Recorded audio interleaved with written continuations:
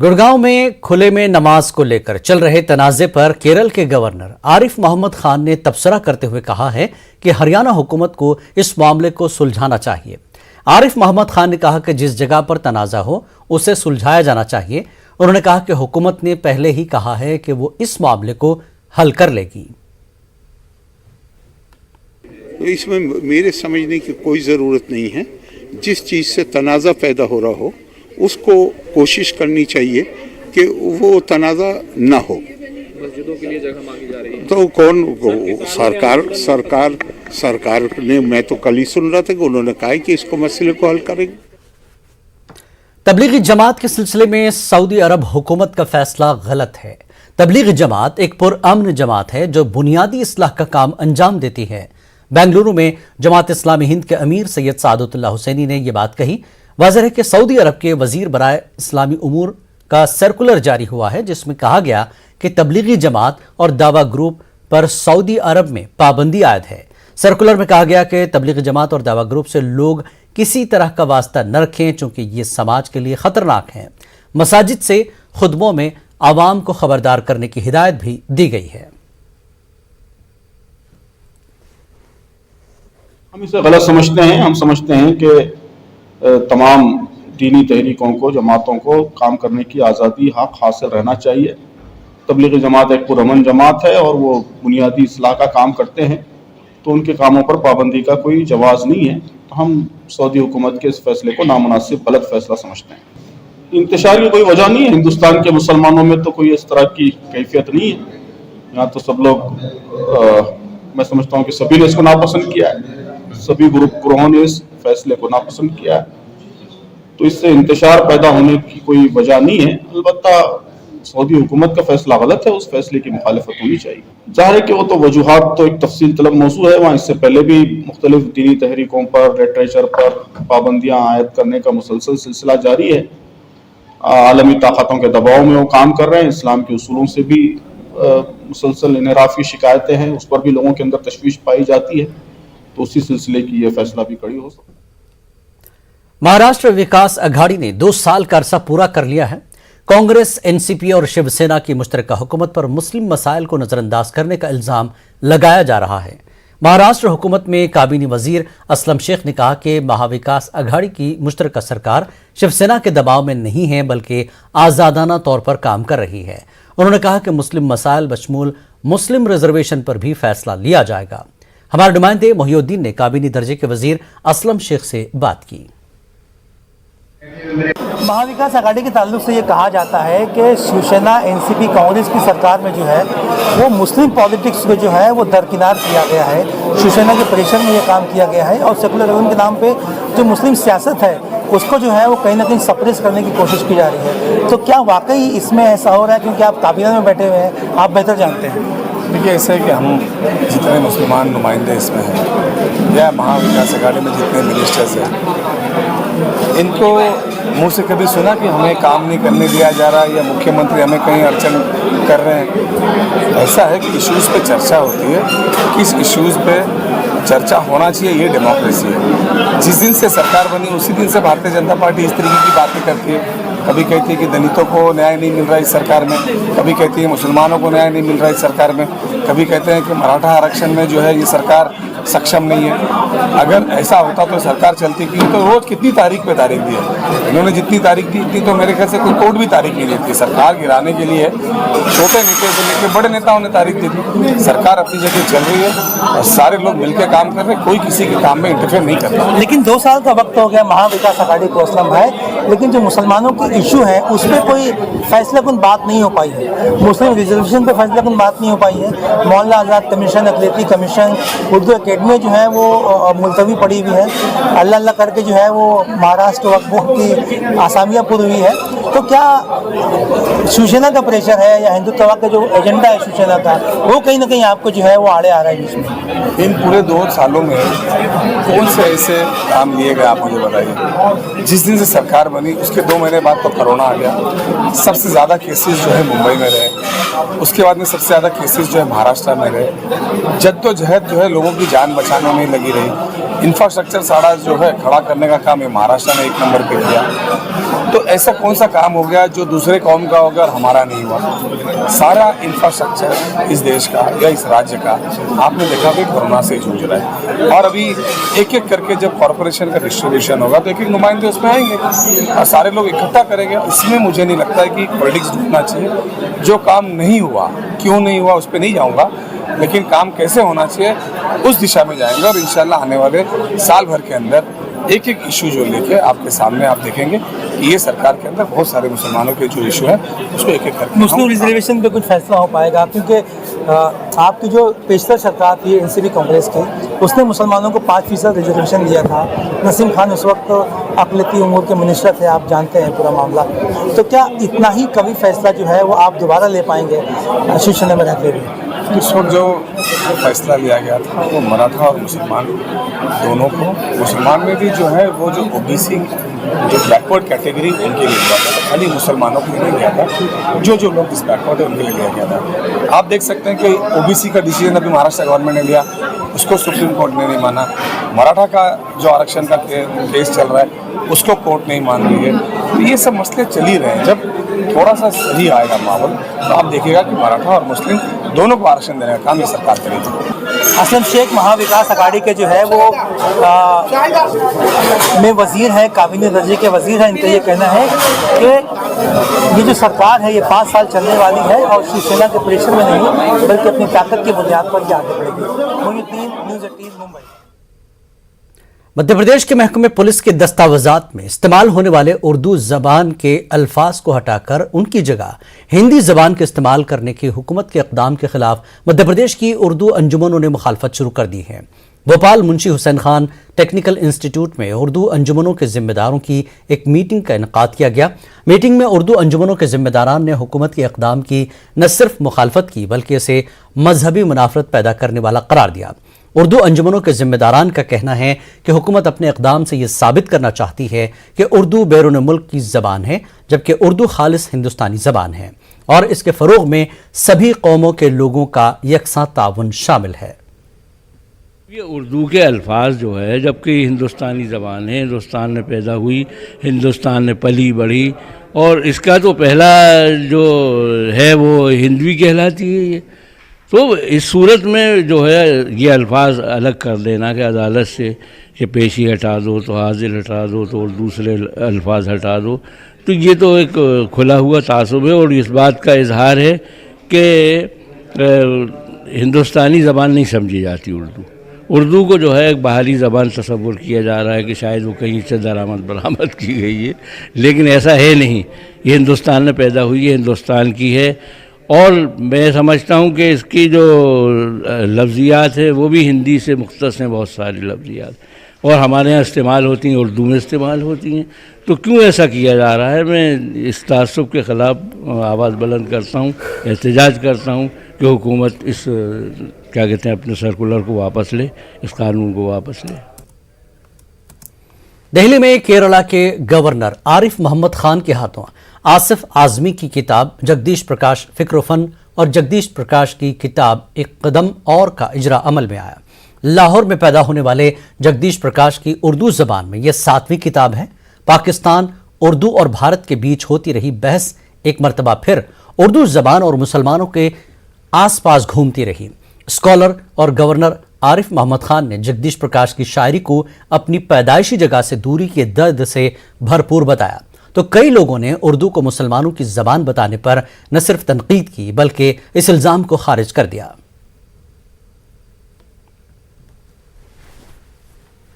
जगदीश प्रकाश साहब 90 साल की उम्र की होने जा रहे हैं और अब तक इनके 7 उर्दू के मजमूए कलाम हैं और 4 इंग्लिश के हैं। इसके बावजूद जगदीश प्रकाश को वो मुकाम नहीं मिल सका जो उन्हें उर्दू शायरी में या उर्दू तनकीद में मिलना चाहिए था। पिछले कुछ दिनों में ये बात बहुत ज़ोर शोर से आ रही है कि उर्दू पाकिस्तान की या उर्दू मुसलमानों की ज़बान है। जगदीश प्रकाश के 7 मजमूए कलाम इस बात का सबूत है कि उर्दू हिंदुस्तान की मिट्टी की ज़बान है। ज़बानों का कोई मज़हब नहीं होता है, हर मज़हब को ज़बानों की ज़रूरत होती है, इस बात का ख्याल रखिए। और उर्दू का मामला तो ख़ासा दिलचस्प है कि वो किसी एक मज़हब से जुड़ी हुई नहीं है। आलम फतेहपुरी ने बहुत पहले दिल्ली के लाल किले में मुशायरा पढ़ते हुए 4 मिसरे कहे थे, मैं वही दोहराता हूँ। वो लोग जो कि मुसलमानों की ज़बान कहते हैं, उनको खिताब करते हुए उन्होंने कहा था कि एक तरफ हाथ में शंकर की है गुलजार नसीम, दूसरे हाथ में चकबस्त की रामायण है, क्या गजब करते हो, मुस्लिम की जुबान कहते हो, अपनी सीता ही को बनवा दिए देते हो। तो हमें ये ख्याल रखना चाहिए और जगदीश प्रकाश जो हैं उसी सिलसिले को आगे बढ़ा रहे हैं। जगदीश प्रकाश जी की जो शेरी मजमूए हैं, मैं अभी कुछ दिन पहले उसको पढ़ा और पढ़कर मैंने ये समझा कि उर्दू के जितने बड़े सफ़े अव्वल के क्लासिकल शुअरा हैं और उनकी शायरी के अंदर जितने शेरी असनाफ़ हैं, वो तमाम शेरी असनाफ़ जगदीश प्रकाश जी की शायरी में मौजूद है। सबसे बड़ी बात ये कि ये पाकिस्तान लाहौर से माइग्रेट होकर के हिंदुस्तान आए थे, तो तक़सीम हिंद के वक्त जितने अफरा तफरी या जो कुछ उस वक्त हुआ था, उसकी कराहटें भी इनकी शायरी में मौजूद है। यकीनन ये उर्दू की कशिश और उर्दू का हुस्न ही है, जिसके नतीजे में बहुत सी ऐसी ताकतें आई जिन्होंने उर्दू का अगवा किया। किसी दूसरे से कहने की जरूरत नहीं है कि आप इसको हटा तो हमारी जुबान खत्म हो जाएगी। किसी और ने नहीं कहा, उन्होंने ही कहा जो आज ये कहते हैं कि ये सिर्फ एक फिरके की जुबान नहीं, उन्होंने ही तो कहा था। और ये भी हमेशा हमें अपने जहनों में रखना चाहिए। बच्चों के तरबियत में भी हम इसका ध्यान रखते हैं। हुकूमतों को देखिए, हुकूमतों में भी यही होता है, एक गलत काम किसी मजबूरी के चलते हुकूमत करने के लिए मजबूर हो जाए, वो रिवायत बन जाती है, फिर उसको खत्म करना मुश्किल हो जाता है। हम ये काम किसी खास मकसद के तहत 10 साल के लिए कर रहे हैं, सैकड़ों साल गुजर जाएंगे, वो काम खत्म नहीं होगा। उर्दू की अपनी एक रूह है और वो उस रूह ने हमें जिंदा रखा हुआ है। हमारी जो आइडेंटिटी है, जो हमारा तहजीब व तमद्दुन है, इसी उर्दू जो है एक खाली ज़ुबान नहीं है। उर्दू जो है एक ज़िंदगी का ज़रिया है, एक हेरिटेज है, एक कल्चर है। उस कल्चर के साथ साथ हम लोग आगे बढ़ते हैं। जो उर्दू में आपने भी देखा होगा शायद कि जो अल्फाज हम लोग अपनी रोज़मर्रा की ज़िंदगी में इस्तेमाल करते हैं, वो लफ्ज़ क्या हैं, वो उर्दू उस ज़बान के हैं जो उर्दू हमारे अजदाद बाप दादा ने शुरू से बोली है और वही है। तो वो रची बसी है हमारी। और उनको लोगों को भी मैं यही कहना चाहूँगा कि उस उर्दू के को इसमें मज़हबों में मत बांटिए। ये कोई मजहबी ज़ुबान नहीं है, बल्कि ये वो ज़ुबान है जो आम इंसान की ज़ुबान है, चाहे वो हिंदू हो या मुसलमान हो। अब उसको ये कह देना कि ये ज़ुबान जो है सिर्फ उर्दू मुसलमानों की ज़ुबान है। खास बात इंडिया का सिलसिला जारी रहेगा एक ब्रेक के बाद।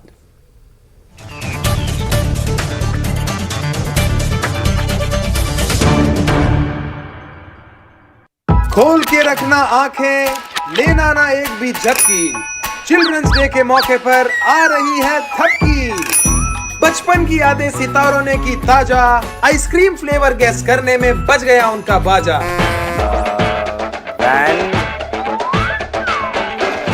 ये भाई अपने से ये सब नहीं होता, मेरे पास दिमाग है ही नहीं। Tutti frutti. देखना ना भूले चिल्ड्रंस डे स्पेशल भाभी तेरा देवर दीवाना। बीजेपी के कौमी सदर जेपी नड्डा ने मेरठ में पार्टी कारकुनों से खिताब करते हुए आइंदा असेंबली इंतखाबात के लिए बूथ को मजबूत करने की कारकुनों को हिदायत दी। जेपी नड्डा ने इस मौके पर अपोजिशन जमातों को शदीद तनकीद का निशाना बनाया।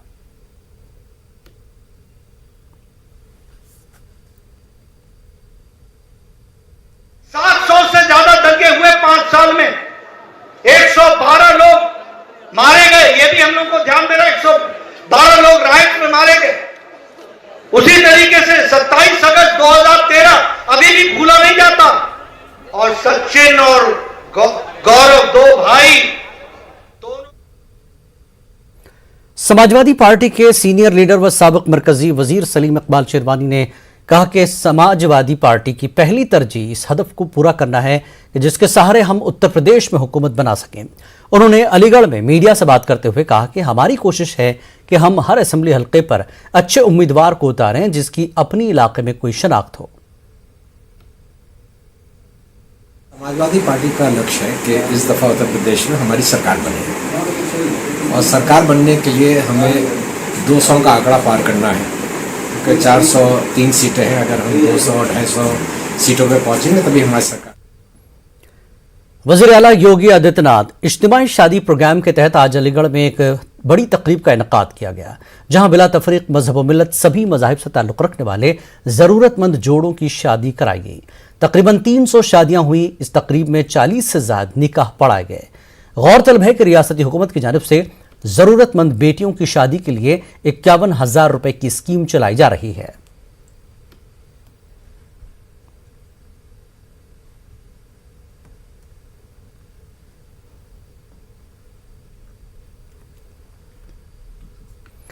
सलाहियतें कभी वसाइल की मोहताज नहीं होती हैं। फनकार महदूद वसाइल में भी अपनी फनकारी से ऐसे कारनामे अंजाम देता है कि अक्ल दंग रह जाती है। भोपाल के इमरान खान भी उन्हीं फनकारों में से एक हैं जिन्हें स्कूल से इसलिए निकाल दिया गया था कि उनके पास फीस जमा करने के पैसे नहीं थे, मगर अब उनकी फनकारी के सभी मौतरिफ हैं। पेश भोपाल से हमारे नुमाइंदे मेहताब आलम की यह खास रिपोर्ट।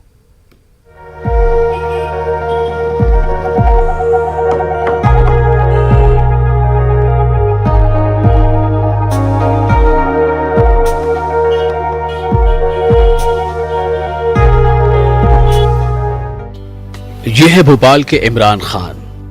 इमरान खान नवाबों की नगरी भोपाल के जहांगीराबाद में रहते हैं। मुसव्वरी इमरान खान की रग रग में रची बसी है। इमरान खान तालीम हासिल करने के साथ मुसव्वरी के मैदान में अपना हुनर दुनिया के सामने पेश करना चाहते थे। इमरान खान 7वीं दर्जे में थे कि इन्हें फीस नहीं जमा करने के सबब स्कूल से निकाल दिया गया। तालीम हासिल करने का ख्वाब तो इमरान खान का अधूरा रह गया, लेकिन मुसव्वरी के हुनर को परवान चढ़ाने के लिए इन्होंने बेकार चीजों से कारामद चीजें बनाने का सिलसिला शुरू किया। इमरान के वालिद लकड़ी की दुकान पर काम करते थे। इमरान ने वहीं से टूटी हुई लकड़ियों से पहले हुनर को आजमाया और जब इसमें इन्हें महारत हासिल हो गई तो इन्होंने लोहे के कीलों से ऐसी तस्वीरें बनाकर दुनिया के सामने पेश की कि देखने वाले हैरत ज़दा रह गए। 7 क्लास के अंदर था, उसके बाद मेरी आर्थिक स्थिति सही नहीं थी घर की, तो मुझे स्कूल से मैंने छोड़ दिया मैंने स्कूल। उसके बाद फिर मुझे पेंटिंग का बचपन से शौक़ था, लेकिन पेंट ख़रीदने के पैसे नहीं होते थे। पापा मेरे फर्नीचर का काम करते थे, तो उनके जो प्लाई बोर्ड कटिंग करते थे उसके ऊपर मैं कीलों से कुछ ना कुछ बनाता था, और उसके अलावा जो भी मेरे हाथ में आता था मैं उससे पेंटिंग्स बनाता था। इमरान खान ने लोहे के कीलों से बाबा साहब डॉक्टर भीमराव अंबेडकर, सिख समाज के मजहबी रहनुमा गुरु नानक साहब की तस्वीरें और हिंदुस्तान का नक्शा बनाया है। इसी के साथ इन्होंने बोहरा समाज के मजहबी रहनुमा डॉक्टर सैयद मुफद्दल सैफुद्दीन की तस्वीर लोहे के कीलों के साथ मोतियों की आमिदिश से बनाई है। इमरान खान कहते हैं कि इन्होंने 10,000 लोहे के कीलों से गुरु नानक जी की तस्वीर बनाई है। लोहे के कीलों से तस्वीरें बनाने में पैसा लगता है और इनके पास इतना सरमाया नहीं होता कि वो इसमें लगा सके। यही नहीं, वो लोहे के कीलों से बनाई गई अपनी तस्वीरों को वर्ल्ड रिकॉर्ड में पेश करना चाहते थे, मगर इनकी फीस ही सुनकर पैरों तले जमीन निकल गई। मैंने यही आगे बढ़ने के लिए मैंने बोला पेंटिंग्स तो बहुत सारे लोग कर रहे हैं, कुछ अलग हटके करना चाहिए, और बचपन से भी बहुत सी चीज़ें की मैंने कीलों से, तो इसलिए मैंने सोचा कि कीलों से ही कुछ बनाया जाए। उसके बाद मैंने मुफद्दल सैफुद्दीन साहब का पोर्ट्रेट बनाया मोतियों से। सबसे पहले भीमराव अंबेडकर जी का पोर्ट्रेट बनाया कीलों से, और मैंने गुरु नानक जी का अब ये पोर्ट्रेट बनाया है कीलों से। मैंने मुफद्दल साहब की पेंटिंग का जो मोतियों से बनाई है ये मैंने अप्लाई किया था, लेकिन उसके लिए फ़ीस 50,000 रुपये मांग रहे थे, इसलिए फिर मैं पीछे हट गया। मैं सरकार से चाहता हूँ कि जो भी आर्ट वर्क बनाता हूँ उसके अंदर सपोर्ट करे वो मेरा। भोपाल में इमरान खान की मुसव्वरी के कदरदान तो बहुत हैं, लेकिन इनकी माली मदद के लिए कोई आगे आने को तैयार नहीं। सर्वधर्म सद्भावना मंच ने इमरान खान की फनकारी से मुतासिर होकर न सिर्फ इनकी माली मदद का बल्कि 1 जनवरी 2022 को इमरान खान का अवामी इस्तकबाल करने का ऐलान किया है। वहीं मध्य प्रदेश जमीयत उलमा ने मध्य प्रदेश हुकूमत से इमरान खान की माली मदद करने की अपील की है। सर्वधर्म सद्भावना मंच ने जो है इस बच्चे के हुनर की कदर करने का फैसला किया है और हमारी सर्वधर्म सद्भावना मंच की जानिब से इंशाल्लाह 1 जनवरी को इसके हुनर को सम्मानित किया जाएगा और इसको जो भी हमारी तरफ से मुमकिन मदद होगी इंशाल्लाह वो करने की कोशिश की जाएगी। यहाँ पर ये बहुत नायाब किस्म की कलाकृतियाँ कर रहे हैं और बहुत नायाब किस्म के अपना एक हुनर रखते हैं। ये इसके हुनर की असल कदर जब होगी जब हुकूमत मध्य प्रदेश का जो ऐलान है कि यहाँ पर कला को निखारने के लिए पैसे की कमी नहीं आने दी जाएगी। इमरान खान स्ट्रीट आर्टिस्ट हैं और इनकी फनकारी से जो कुछ मिलता है इससे इनकी और इनके घर की कफालत होती है। इमरान चाहते हैं कि हुकूमत की जानिब से इन्हें सहूलियात फराहम की जाएं ताकि वो मध्य प्रदेश के तारीखी मकामात को अपनी फनकारी के जरिए मंजर आम पर ला सकें। न्यूज़ 18 उर्दू के लिए भोपाल से मेहताब आलम की रिपोर्ट।